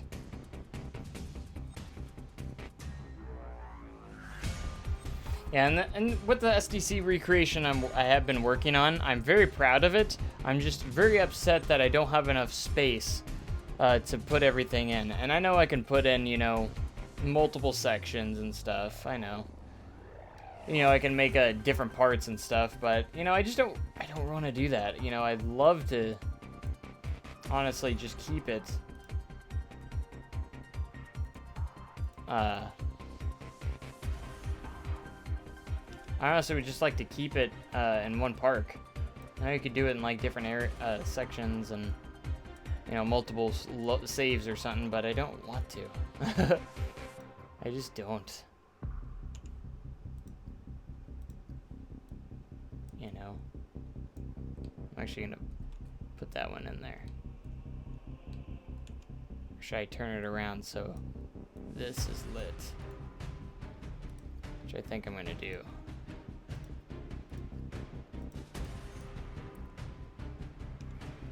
Ah, booger. I didn't mean to do that.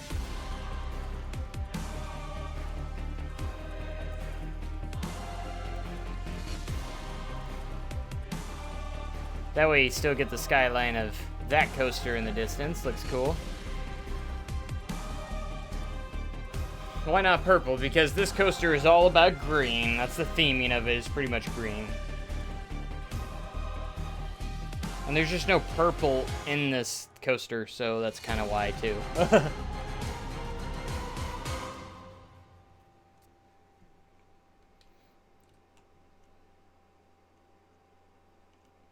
Alright, so lighting looking good so far.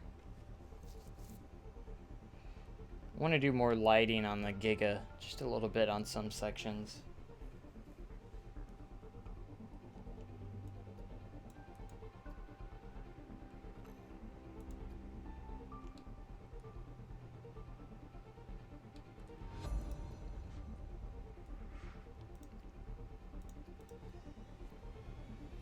Got to do the purple and blue.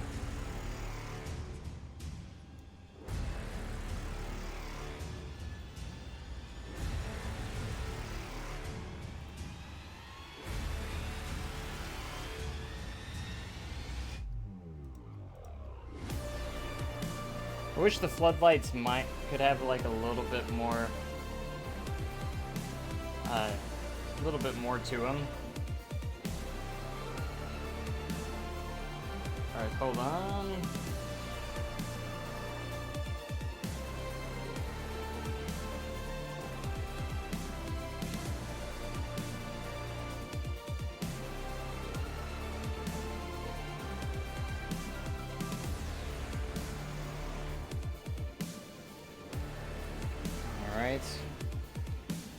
I don't know what I'm gonna do for that just yet. Might leave it.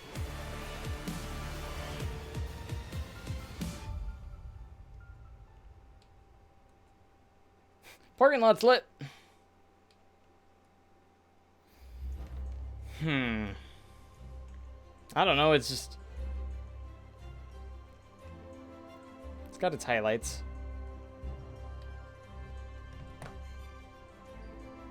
But it's not going to be like... Golden Valley is one of those parks where I want everything to be lit perfectly. It's going to be an amazing nighttime park. This one's just... Like, it's okay. But, you know, it's pretty good.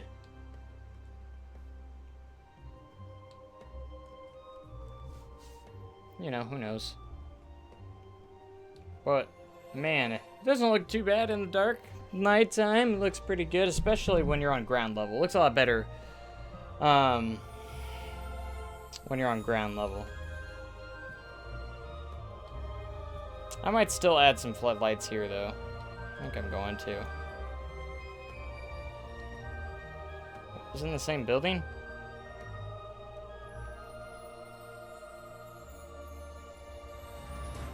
What did that go with? Transfer track? Which transfer track is that?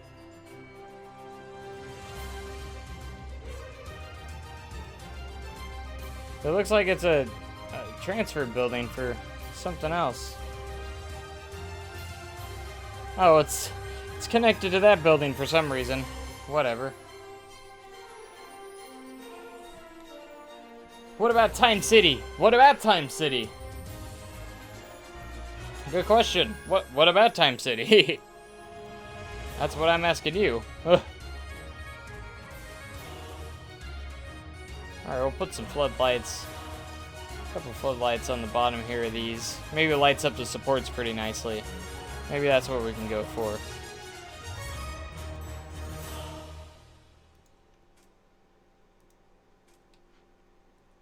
Yeah, that's a look better.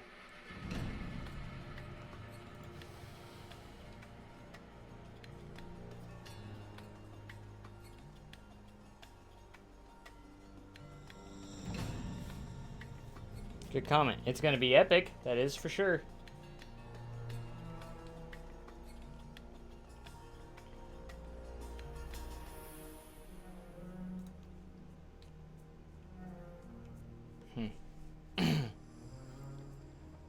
I'm seeing a park that's nearly completed right now. We are so close to the end. I can taste it. But we still have to add some stuff to the fountains. I'm going to save this for the next episode, though. We're going to be doing some fountain work on the entrance here. When are you going to start Time City? Very, very soon. Probably within the next couple of weeks or so, to be honest. I would say the next week or two, possibly, I could be starting it. It just kind of depends, again, when this is completed. This will be probably done in the next episode or two. I'd say it might only be one more episode, maybe, because we still have to do probably a couple more lighting sections. And then we'll also be doing the water stuff like that. So I'd say probably the next episode will be the last episode for this park, Arrow Valley, which is interesting. So that's cool. I can't wait. I also am a little sad that it is ending, but we're almost to the completion point. So, but all great things must come to an end. But again, it's never going to truly end because we still have to do everything else on it. We know we still have stuff to add in the future. It's never really goodbye after all, you know. So after we get this completed, probably by maybe tomorrow, we will be doing finishing up Rustic City, which will take another episode or two. After that's finished, we're going to focus more on Celebration City, which will take a couple more episodes probably, maybe more, I don't know. And then when Celebration City is completed, or maybe while I'm doing Celebration City, I will start on Time City as well. I cannot wait. Oh, but I'm just not ready for the first episode just yet. I might be getting ready pretty soon, though. I remember when you started Arrow Valley. So do I. So do I. And the cinematic video will be coming out shortly afterwards. And then we'll have a grand opening video probably around March or somewhere around there. You know, when the park actually is open and everything. So, construction on the park is pretty much complete at this point. They just have to do their finishing touches, like today's episode. And they will have to, you know, hire staff. Again, for that episode as well, because we will be having a staff episode. And of course, yes, someone just brought him up. Tony McCoaster will be doing a walkthrough of the park just like he did in Westwood. So that's going to be exciting as well.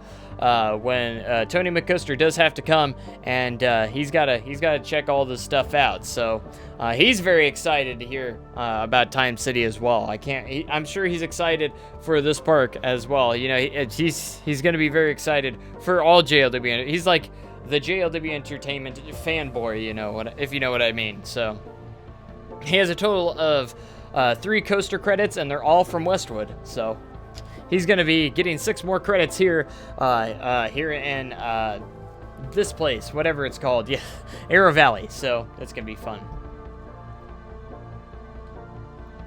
All right, so we're going to do a little bit of walkthrough at night because I've never actually really done this. And I'm going to use a controller. I haven't actually really used a controller. Oh gosh, look at this. I'm using the controller to control it. It's very wonky, though. I don't know if it's, like, kind of glitchy or what. It's kind of weird using the controller. Because I thought you know, maybe I can use it for some cinematic shots. It's very sensitive when you touch it, though. It's kind of interesting. You have to, like, hold down the left bumper, but it takes forever to stop when I let off of the bumper, so... Interesting. So we're going to start way over here. I wonder if there's a fast button. Make it go faster. Doesn't look like it. That's up and down. Oh. Okay, so you're going to be entering the park. We're starting from the very beginning, by the way. Oh, gosh. I'll get this down. So you get to the entrance of Arrow Valley. What are you doing? I'm not even pushing anything, and it's going backwards. Alright, so we're just gonna... I don't know if I want to use the controller now. It's really, really wonky. What are you doing? Why are you going backwards? Alright, we might not use this controller. It's very, very weird. The way it works. Yeah, I'm more comfortable using the keyboard. I thought I'd try it. I tried it. See, why are you going backwards? Nothing is touching the controller. Stop it. It's just going backwards for some reason. I don't know why.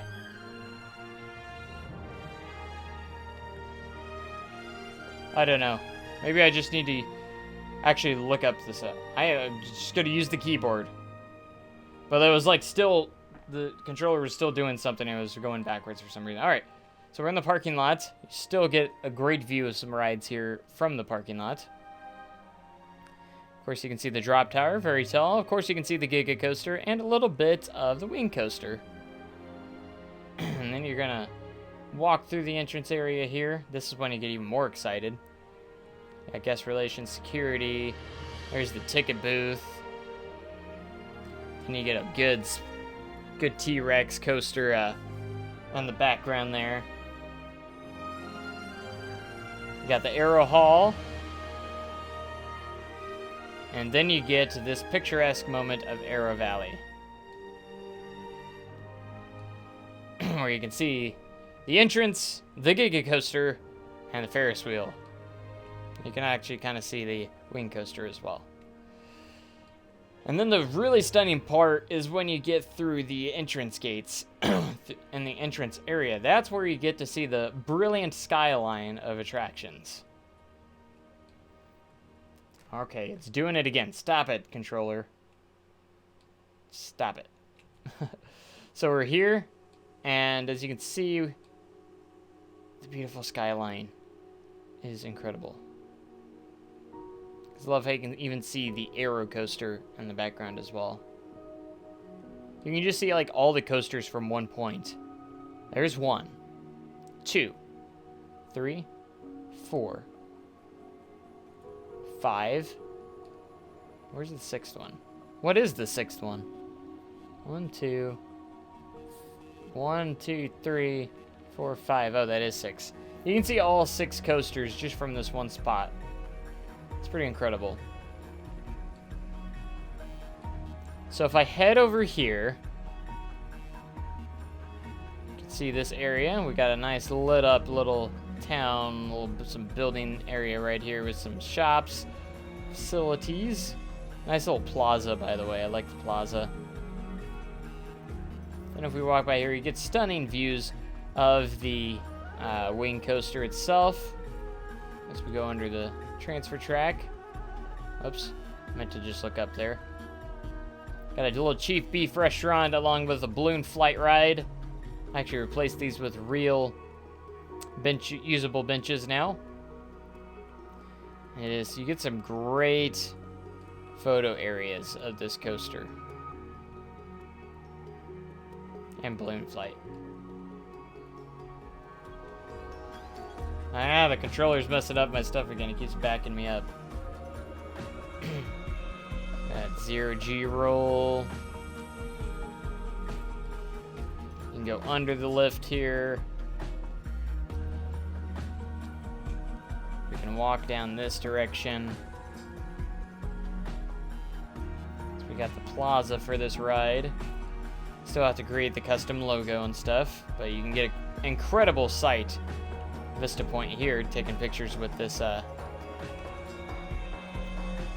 with the picture, the logo, and everything is going to be right there, and you're going to get some really cool pictures of it. Just awesome. So now we're head over here. We're back to the entrance area right there. Now we can head down this pathway. It's so different when you're on like a guest level first person point of view. The park looks so different, and it looks a lot more realistic when you're on the ground, I think. So you can go this way. And now we get to a really iconic spot with the corkscrew coaster. I love how it's paused right there too. Really cool, the American Arrow. And then you get more excitement as you get closer and closer to this giant Giga Coaster in the background. Not many parks open with a Giga Coaster at its opening day.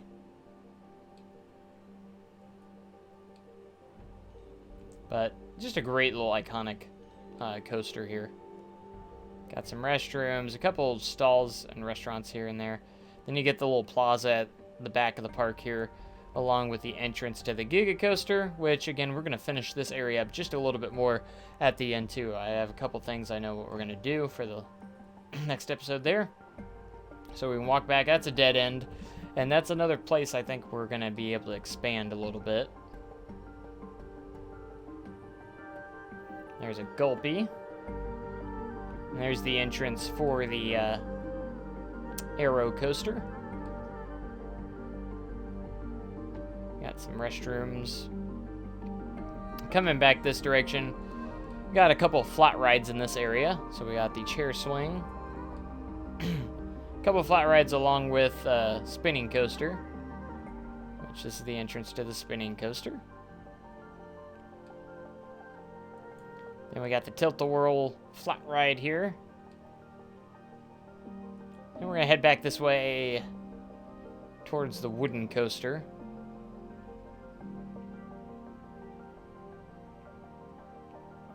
And now we got the entrance and queue line for the wood coaster, the GCI, which you can't hardly really see from right here. There it is right there. Now we're on the other side of the park here.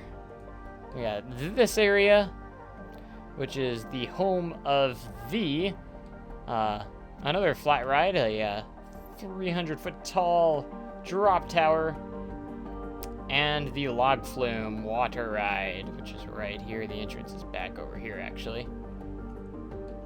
So that's the log flume.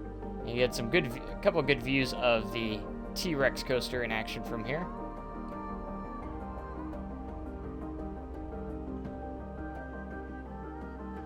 We'll roll around here.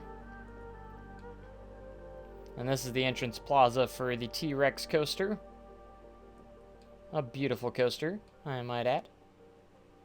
Again, I need to add more vista points for different areas. That's one thing I do love about this, about one of the updates, was the vista points. Really neat. And we're back to the entrance of the park. Again, it's not a huge park, but it looks bigger than what it actually is, which is kind of a neat thing that I'm very proud of on this area, this park. Is it just looks bigger than what it actually is.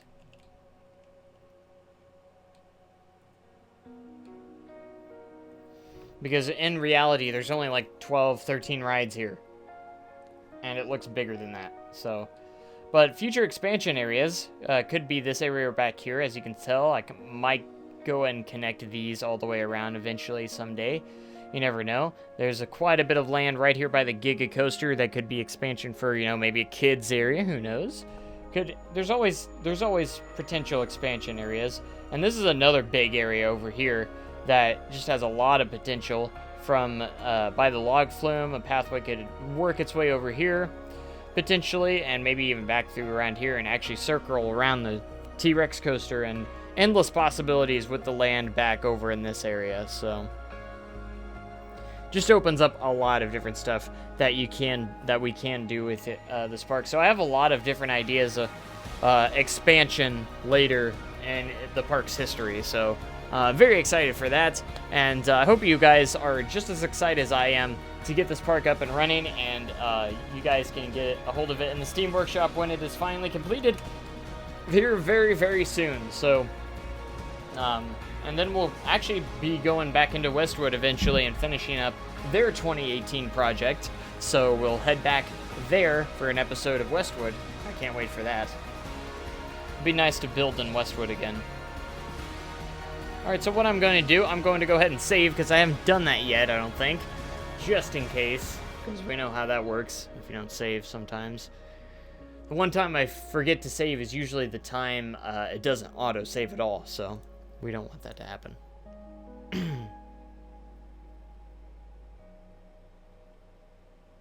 Alright, so we're going to go back to daytime, because it's just as stunning in the day as it is at night. It's a different experience, but you can't pass up the daytime as well. The daytime still, it looks incredible, you know, when you have the sun in the right spots and just everything like that. So we're so close. Again, I think the next episode will be the final episode of this park. I'm not entirely sure. I hope you guys enjoyed that little park tour, by the way. It's really cool. Since the park is nearly complete, and we're so close, because all we have left is, again, a couple more lighting spots. I do need to do a couple more scenery objects in a certain amount in certain places, and just like custom signage and stuff like that. So I don't know. That would require tree demolishing, and JLW does not like deforestation. That's true. That is true. For every tree that we demolish, though, we plant 2 more somewhere else. That's what I'm gonna say. We plant 2 more trees somewhere else when we demolish a tree. So that's how we're looking at that. So, but I hope you guys have enjoyed this episode of Arrow Valley, and be prepared, because we're probably only gonna have 1 episode. I wouldn't see more than 2 episodes left. There's just not much more left to do, you know. And I think we can do the rest of the park and the next episode. So we really are just kind of in the finishing stages right now, and it will be down. We'll have it up in the Steam Workshop, and it will be complete. And then we'll be heading on to bigger and better things. So I'm going to finish Rustic City after this, and hopefully Celebration City, with also Time City coming out this month as well. So we'll be starting on Time City, a 2019 park, which will be amazing. I can't wait to start that project. It's gonna be great. So, anyways, thank you guys for joining me and watching. Make sure you comment, like, and subscribe for more amazing content like this. And I will catch you guys in the next live stream / video, whichever one you do first. It just depends on whichever one you do first. So, anyways, thank you guys so much. Have a great day. And an even cooler tomorrow. I will catch you guys next time for most likely the final episode of Arrow Valley, coming next on the next episode. So you won't want to miss that, because it will be a nice moment, just a brilliant moment of completion, because I'm so excited to get it done, but I'm also excited, also sad that it's going to be finished as well. But again, we're always going to be working in these parks. Even when they are completed, we are still going to be doing more to them in the future. So it's never really goodbye after all. But anyways, thank you guys. Catch you guys next time. Thanks so much, and goodbye.